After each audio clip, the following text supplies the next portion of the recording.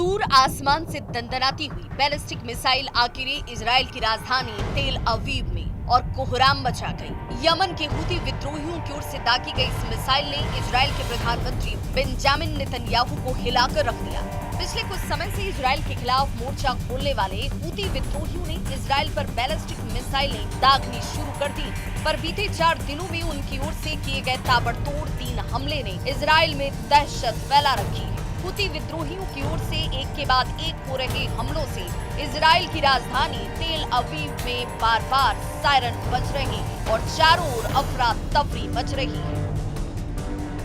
खतरनाक Houthi लड़ाके Israel पर हर रोज ताबड़तोड़ हमले कर रहे हैं। मिसाइल हमले से यरूशलेम के दक्षिणी पश्चिमी तट की बस्तियों और डेड सी के पास के इलाकों में लगातार सायरन बज रहे हैं। सायरन बजने से लगभग 5 मिनट पहले स्थानीय निवासियों की चेतावनी उनको लेकर के जारी की जा रही है। हूती लड़ाकों के ताबड़तोड़ हमलों से बचाव के लिए इजरायली नागरिकों को उनके फोन पर पुश नोटिफिकेशन के जरिए लंबी दूरी की मिसाइल हमले के बारे में सचेत किया जा रहा है। गनीमत रही कि हमले में किसी के घायल होने या नुकसान की कोई रिपोर्ट नहीं मिली। यमन से दागी गई बैलिस्टिक मिसाइल का एक हिस्सा पश्चिमी तट के दक्षिण हेब्रोन हिल्स क्षेत्र में जरूर गिरा। इजरायली अफसरों के मुताबिक 4 दिनों में ये तीसरा हमला था, जबकि बीते एक हफ्ते में अंसारुल्लाह की ओर से 5 मिसाइल हमले किए जा चुके हैं। ये पहली बार नहीं है जब इजराइल पर हूती विद्रोहियों ने हवाई हमले किए। इससे पहले भी हूती विद्रोही इजराइल के तेल अवीव क्षेत्र में 3 बैलिस्टिक मिसाइल को दाग चुके हैं। इसमें से एक मिसाइल बेन गुरियन अंतर्राष्ट्रीय हवाई अड्डे के पास गिरा। इस हमले में 6 लोग घायल भी हुए थे। इन हमलों के कारण इजराइल में दहशत फैल गई। हूती विद्रोहियों ने इन हमलों की जिम्मेदारी भी ली है और कहा कि वो गाजा में फिलिस्तीनियों के समर्थन में ये हमले आगे भी करते रहेंगे। हूती हमलों से परेशान इजराइल ने ये साफ कर दिया है कि ये हमले अगर ऐसे ही जारी रहे तो आने वाले वक्त में हूती विद्रोहियों पर आक्रामक तरीके से कार्रवाई की जा सकती है। ऐसे में मिडिल ईस्ट में तनाव बढ़ने की आशंका एक बार फिर से गहरा रही है।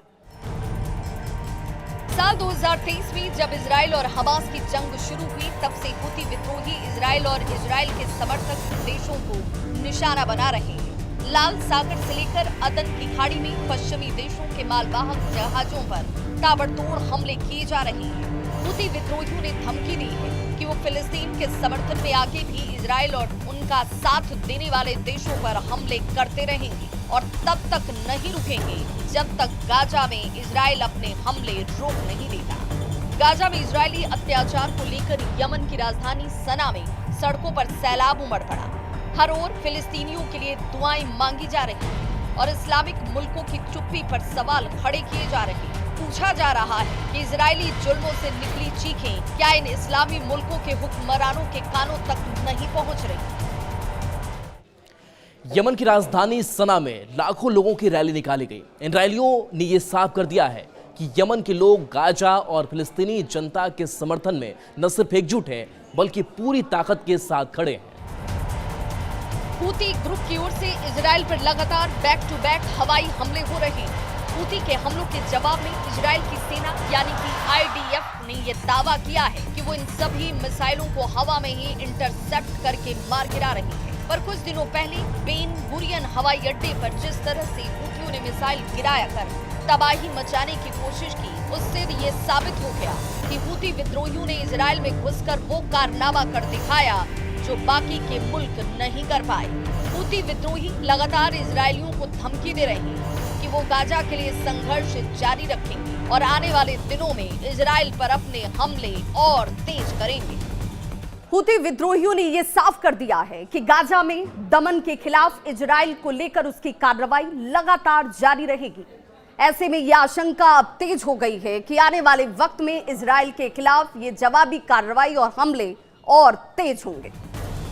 गाजा पट्टी पर इन दिनों एक बार फिर इजराइल की ओर से भीषण हमले शुरू हो चुके हैं। इन हमलों में अब तक सैकड़ों निर्दोषों की जान जा चुकी है।